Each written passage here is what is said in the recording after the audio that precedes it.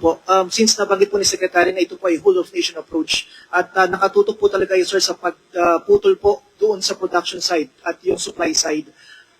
Makakatulong din po ba ito hindi lang doon sa pagkumpiska kundi yung parang magdadalawang isip na sila na magpasok ng illegal products dahil mas extensive na yung intelligence gathering dahil hindi lang customs at PDEA po ang nagtatrabaho kundi pati assets ng PNP at ng iba pang agencies. Salamat po. Opo, ayun nga po ang puntos ng lahat na to. Sa pagpasok ko lang ng bansa, ay pinuputol na namin ang lahat ng chains. Ang malaking seizure namin mula sa coastline na marami kami nakuha doon. Na ang seizure dito, marami rin nakuha. Ang seizure, ang added na balita is yung Mayor Kerwin Espinosa ay inaresto rin on the same charges na drug lord doon sa South. Ganun rin ang operations niya. Na-aresto na rin siya. Slowly, we are winning the war. Hindi naman pwedeng overnight nuclear option